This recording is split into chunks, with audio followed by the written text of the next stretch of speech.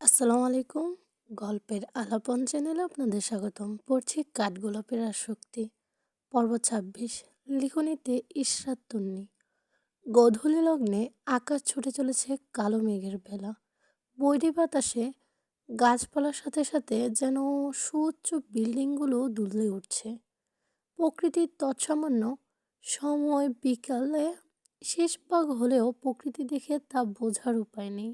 দেখে মনে হয় মধ্যরাত। হঠাৎ আকাশ ফেটে ঝিরিঝিরি বর্ষণ শুরু। বর্ষণের হাত থেকে বাঁচতে সবাই দ্রুত পায়ে ছুটে চলেছে এদিক ওদিক। শীতের আগমনকে দ্বিগুণ রূপে অনুভব করানোর জন্যই ধরুনের বুকে এই বর্ষণ।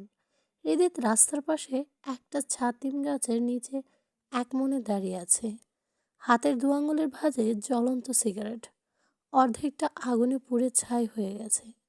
মনের ভেতরেও ঠিক এভাবেই পড়ে চলেছে অনিমেষ। আহ, সেই খবর কি কেউ রাখে? সবাই তো শুধু কঠিন গম্ভীর হৃদিরটাকেই দেখতে পায়। হৃদির সিগারেটে এক টান দিয়ে দৃষ্টিপাত করে মাথার উপরে থাকা গাছটির শুভ্র রঙা গুচ্ছ গুচ্ছ ফুলগুলোর দিকে। শীতের শুরুতে ফোটে ছাতিম ফুল। স্থানীয়ভাবে কোনো কোনো জায়গায় ছাতিয়ান সাতিয়ান নামে পরিচিত এ গাছ। গোধূলিবেলা থেকে সারা রাত ঝাপটা বাতাসে সুন্দর মধুমাখা মাদকতাময় সুগন্ধ ছড়িয়ে থাকে এই ফুল। ঈদের গাছের নামটা মনে করার চেষ্টা করে, পরক্ষণেই মনে পড়ে গাছটার নাম হচ্ছে ডেভিলাস ট্রি। ওর বাগান বাড়িতে দুটো এই গাছ লাগানো আছে। একটা ওর দোতলা বেডরুমের বেলকনি বরাবর, আরেকটা মেন গেটের সামনে।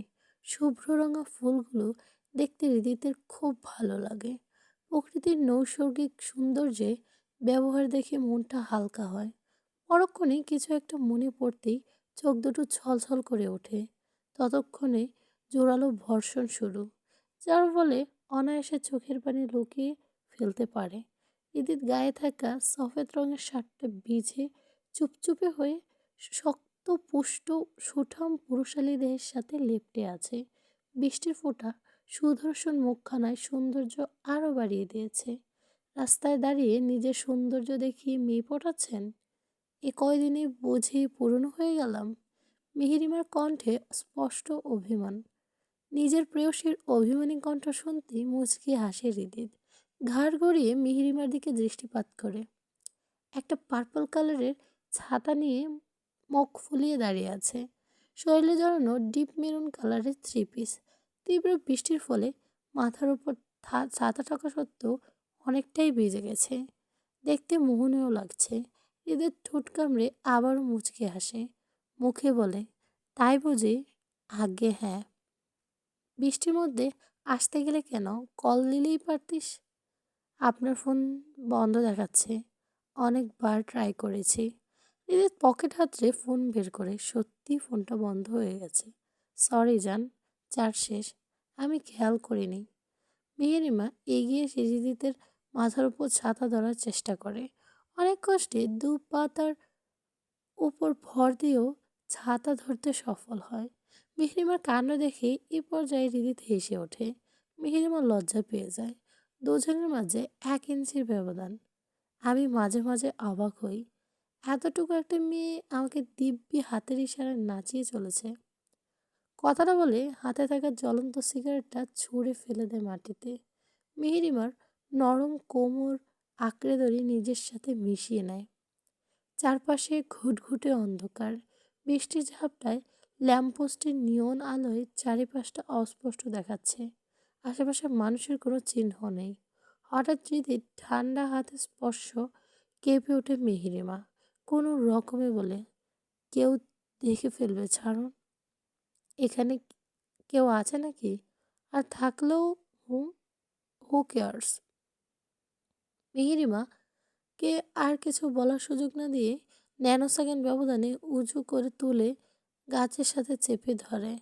হাতে থাকা ছাতাটা রাস্তার দিকে ধরে নিজেদের আড়াল করে অধরে অধর মিশিয়ে দেয়। মেহেরিমা ছটফট করে ওঠে। শক্তপোক্ত শরীরের মাঝে থেকে ছাড়া পেতে অনবরত মোচড়ামুচড়ি করতে থাকে। কিন্তু হৃদিতে সুঠাম পুরুষালীদের কাছে ও নেহাতি একটা মশা। এভাবে হুদাই মোচড়ামুচি করে কোনো কাজ হবে না বুঝতে পেরে একদম নিজে থেকেই শান্ত হয়ে যায়। হৃদিত অবাধ্য হাতে বিচরণ থেমে যায়। সময় নিয়ে ছাড়ে মেহেরিমাকে। মেহেরিমা লজ্জায় চোখ মুখ খিচে বন্ধ করে রেখেছে। হৃদির ঠোঁটে আত্মতৃপ্তির হাসি। তোর ভালোবাসা ছাড়া এতক্ষণ নিজেকে অসম্পূর্ণ লাগছিল। Now I am fulfil. Cigarette খেয়ে চুমু খেতে আসবেন না। I hate cigarette. ওটার গন্ধ আমার সহ্য হয় না। তাহলে কি খেয়ে চুমু খেতে আসবো? উইস্কি খেয়ে? ওটা বুঝি ভালো লাগবে তোর? দেখুন, মেরিমার মুখের কথা কেড়ে নিয়ে হৃদিত বলে, will you show up fair? আম মেহেরিমা দ্রুত হৃদিতের মুখ চেপে ধরে। হৃদিতের কথা অসম্পূর্ণ থেকেই যায়। আর একটা উল্টোপাল্টা কথা না। আপনি আমায় একটুও ভালোবাসেন না, তাই না? এজন্য আমার কথা শুনতে চাচ্ছেন না। আম সরি লিটল কিটি। আর হবে না। হৃদিত অসহায় চাহনি সেটা দেখতেই মেহেরিমা ফিক করে হেসে ওঠে। গতকাল রাতের পর থেকে এই প্রথম একটু হাসল মেহেরিমা। হৃদিতের বক্ষস্থলে প্রশান্তি অনুভব হলো।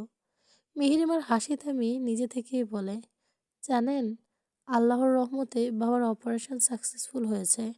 ডক্টর আঙ্কেল জানিয়েছে 1 ঘন্টার মাঝেই বাবার সেন্স ফিরে আসবে। ভালো তো? ভালো কি বলুন আলহামদুলিল্লাহ। হৃদিত মৃদু হেসে আলহামদুলিল্লাহ বলে। মেরিমা চুপচাপ হৃদিতের হাত ধরে সামনে হাঁটতে থাকে। হৃদিতও চুপচাপ ভদ্র ছেলের মতো মেহেরিমার সাথে তাল মিলিয়ে হাঁটে। লিফটে উঠে 7তলা বাটন চেপে হৃদিতের দিকে পূর্ণ দৃষ্টিতে তাকায় মেহেরিমা। আমাকে মিথ্যে কেন বলেছেন? মেহেরিমার কথায় হৃদিত ব্রোযুগল কুঁচকে ফেলে। কিসের মিথ্যে? আপনি আজ সারাদিন না খেয়ে আছেন কেন? ইচ্ছে হয়নি তাই। আমিও না খেয়ে আছি। কথাটা শুনতেই হৃদিত ব্রোজোড়া শিথিল হয়ে যায়। অবাক কণ্ঠে বলে, তখন তুই খাসনি? না। কিন্তু কেন? ইচ্ছে নেই তাই। হৃদিতের কণ্ঠে এবার অসহায়ত্ব ফুটে ওঠে। এগিয়ে এসে মেহেরিমার মুখটা 2 হাতের মাঝে নিয়ে বলে, তাই বলে তুই সারাটা দিন না খেয়ে থাকবি জান? সব হলে সব ভুল আমার। তোর দিকে আরও ভালোভাবে খেয়াল রাখা উচিত ছিল। আমায় ক্ষমা করে দে। খুব কষ্ট হচ্ছে তাই না সোনা? দিদিদের এত ভালোবাসা পেয়ে মেহেরিমা আপ্লুত হয়ে পড়ল। চোখের কোণায় জলেরা চিকচিক করে ওঠে। অভিমানী কণ্ঠে বলে, আরেকজনও তো খেয়ে আরেকজনও তো না খেয়ে আছে। সেই বেলায় কিছু না তাই না? তাকে বলে দিবেন তিনি না খেলে এই মিহুও খাবে না। সে কি শুধু একাই ভালোবাসতে জানে নাকি? মেহেরিমার বাচ্চা মেয়েদের হৃদয় না চাইতেও হেসে ওঠে। চোখের পানি মুছে দিয়ে কপালে ভালোবাসার পরশ এঁকে দেয়। মহারানী, আমার ভুল হয়ে গেছে। এখন কি ভুলের জন্য এই অধমের গর্দানটা নিয়ে নেবেন? আপনি চাইলে নিয়ে নিতে পারেন। এবার প্রথম ভুল সেজন্য ক্ষমা করা হলো। পরবর্তীতে আর ক্ষমা হবে না। সত্যিই গর্দান নিয়ে নেব। যথা আজ্ঞা মহারানী। দুজন দুজনের দিকে কয়েক সেকেন্ড তাকিয়ে থেকে পরক্ষণেই হেসে ওঠে।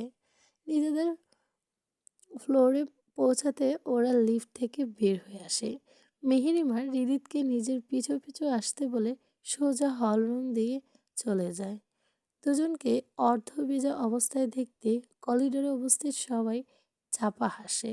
জলি শেখ অপারেশনটা ঠিকঠাকভাবে হওয়াতে সবাই অনেকটা টেনশন ফ্রি এখন। মেহেরিমা হাত ধুয়ে আসে। হৃদিত ততক্ষণে মেহেরিমার পাশে এসে দাঁড়িয়েছে। ওর ওড়না দিয়ে মাথা মুছতে মুছতে বলে, খেয়ে আমার সাথে বাসায় যাবি। ড্রেস চেঞ্জ করতে হবে। এভাবে বেশিক্ষণ থাকলে তো ঠান্ডা লেগে যাবে। আর নিজে যে ইতিমধ্যে নাক মুখ লাল হয়ে গেছে সেদিকে খেয়াল আছে? এই তো এখন তুই খেয়াল করলি। তুই আর আমি তো একই হলাম তাই না? থাক, আর ঢং করতে হবে না। জলদি খেয়ে নেন। কয়েক সেকেন্ড কয়েক সেকেন্ড পেরোতেই হৃদিত হাঁচি দিতে শুরু করে। মুখমণ্ডল লাল টকটকে হয়ে ওঠে। মেহেরিমা হৃদিতের কপালে হাত দিয়ে দেখে তাপমাত্রা তুলনামূলক অনেকটাই বেশি। মেহেরিমার রাগে কষ্টে কান্না পায়। বৃষ্টির পানি যখন সহ্য হয় না, তখন ভিজতে যান কেন? এক ঝামেলার মধ্যে আরেক ঝামেলা না বাঁধালে আপনার ভালো লাগে না, তাই না? বৃষ্টির পানির সাথে নিজের মনের সব ক্ষত বিষাদ ধুয়ে নিঃশেষ করে দিতে। দেহের জ্বর হলে কেয়ার করার জন্য তুই আছিস, আরও কত শত মেডিসিন আছে, কিন্তু মনের ক্ষত, সেটা ঠিক করার জন্য তো কেউ নেই, কোথাও মেডিসিনও নেই। সেটা তো দিন শেষে আমাকেই সারতে হবে। জান। মেহেরিমা অবাক হয়ে সবটা শুনে ঠোঁটে হাসি টেনে বলে, ক্ষত সারতে চাইলে বারবার সেটাকে স্পর্শ করা বন্ধ করুন। আমাদের জীবনে মায়ে আটকে যাওয়া এক অবরুদ্ধ কারাগার। আর কথা যখন মা বাবার পরিবার নিয়ে, তখন সেই মায়া অসীম। চেষ্টা করুন, আপনিও ক্ষত সেরে উঠতে পারবেন। আপনাদের ভেতরের কিছুই আমি জানি না, তবে সবসময় আপনার পাশে আমাকে পাবেন। আমার জীবনের গল্পটা ভূমিকাহীন অ্যাঞ্জেলা। তুই খুব সহজেই সবটা পড়তে পারবি, কিন্তু বুঝে উঠতে পারবি না। আপনাকে বোঝার জন্য, জানার জন্য আমার সারা জীবন পড়ে আছে। প্রতিদিন একটু একটু করে জানবো, বুঝবো, তাহলে তো হবে। প্রত্যুত্তরে হৃদিত মুচকি হাসে। মেহেরিমা আর কথা না বাড়িয়ে শ্রেয়া চৌধুরী রানা বক্স থেকে খাবার তুলে হৃদিতের মুখের সামনে ধরে। আর অমনি হৃদিতের চোয়াল শক্ত হয়ে যায়। এটা ওনার আনা খাবার, তাই না? আর অবধারণেই বলে মেহেরিমা, শ্রেয়া চৌধুরীর খাবার তো খাবারই, এখানে কোথায় মায়ের নাম লেখা আছে? কথা কম বলে খেয়ে নিন তো, আমার প্রচণ্ড ক্ষুধা পেয়েছে। রিদিত কথা বলার জন্য মুখ খুলতে মেহেরিমা ওর মুখে খাবার পড়ে দেয়। রিদিত হাবভাব দেখে তৎক্ষণাৎ বলে ওঠে, খাবার ফেলে দিলে কিন্তু আমি আর খাবো না। ব্যাস অমনি অগত্যা রিদিতকে অনিচ্ছা নিয়েই খেতে হয়। মেহেরিমা মনে মনে হাসে। এই ছেলেকে সোজা করা ওর বাম হাতের ব্যাপার। বাবার সেন্স আসলে তারপর বাসায় যাই প্লিজ। নো, তোকে নিয়ে আমি কোনো রিস্ক নিতে পারবো না, জান।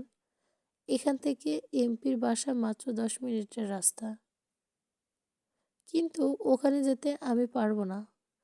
পারবোটা কি?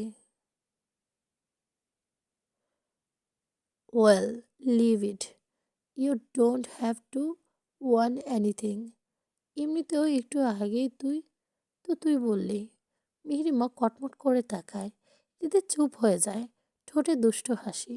জানালার নিকট দাঁড়িয়ে থাকা শ্রেয়া চৌধুরীর মুখে প্রশান্তির হাসি ফোটে। ওদের কথা শুনতে না পারলেও নিজের হাতের রান্না করা খাবার ছেলেকে খাওয়াতে পেরে মনে মনে মিহিরিমার প্রতি কৃতজ্ঞতা প্রকাশ করেন। এদের মায়ের হাতের খাবারের স্বাদ খুব সহজেই বোঝা যায়। তাচ্ছিল্যের হাসি দিয়ে জানালার দিকে তাকায়। ভেবো না এসব করে নিজেরা পাপ মুছে পারবে। মেহুমা ওদের ওদের জানে না, বিধায় এগুলো করছে। জানলে তোমার প্রাপ্য হিসাব নিজেই দেবে। নিজের স্বামীর কথায় শ্রেয়া চৌধুরী হেসে বলে, আমার সাথে তুমিও তো সমান দোষী। সমস্যা নেই, দুজন একসাথে মিলে শাস্তি ভোগ করবো, কেমন? আরিফ চৌধুরী মুখটা থমথমে হয়ে যায়। রক্তচক্ষু নিয়ে শ্রেয়া চৌধুরীর দিকে তাকিয়ে থাকেন। শ্রেয়া চৌধুরী মুখে কুটিল হাসি।